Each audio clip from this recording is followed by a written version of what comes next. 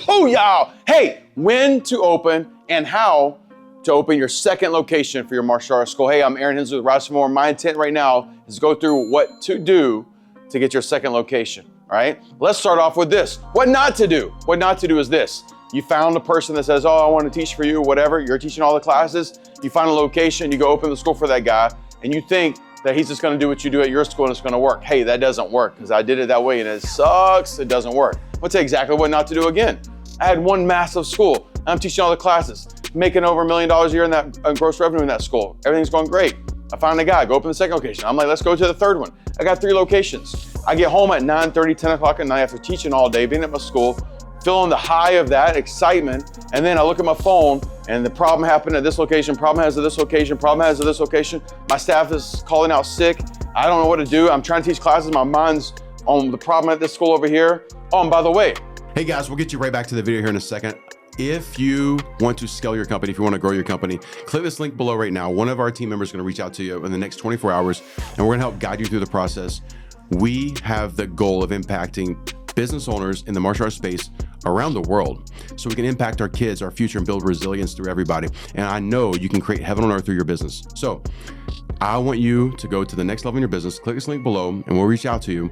And I promise, I will over-promise and over-deliver, and we'll back up that faith all the time that you're going to go to the next level personally, professionally, financially. And I can't wait to personally meet you.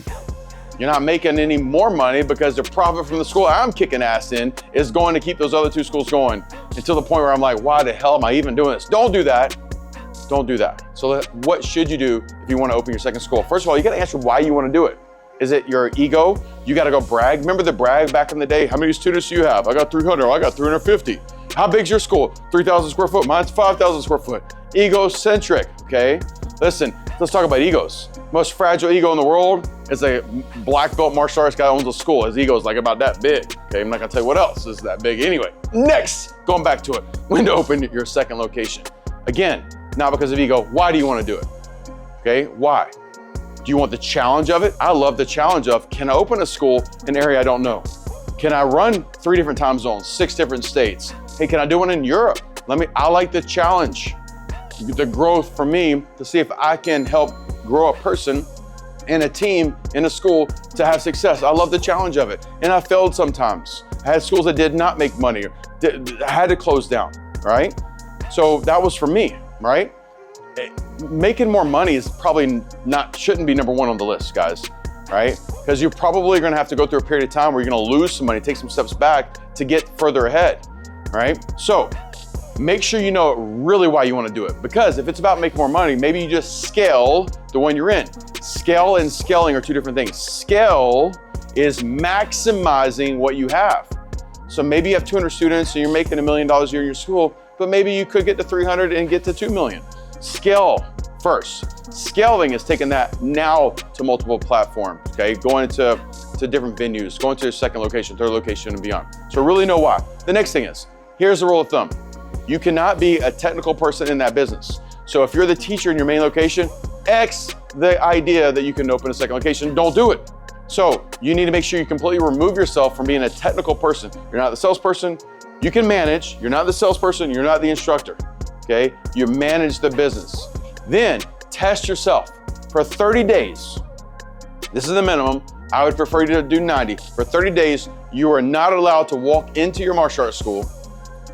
You can manage it from your house on a Zoom, and it has to make more money than when you were in it. If you can do that for 30 days, then you can open the second location. Next is, you cannot be the person to go open the second location. You have to have a team in place that can go do it. Because once you're at 2 schools, you can't be in 2 places at one time. This is what my mama told me, all right?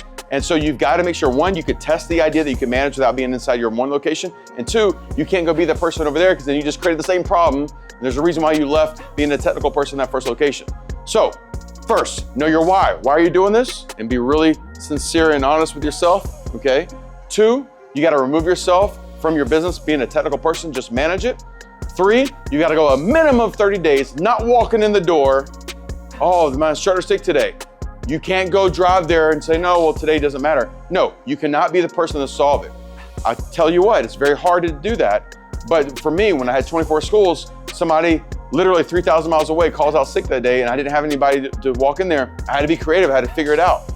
This will force you to learn that creative ability. So for 30 days, and it's gotta make more money than when you were actually there. And fourth, so you have to have a team to go launch the second school.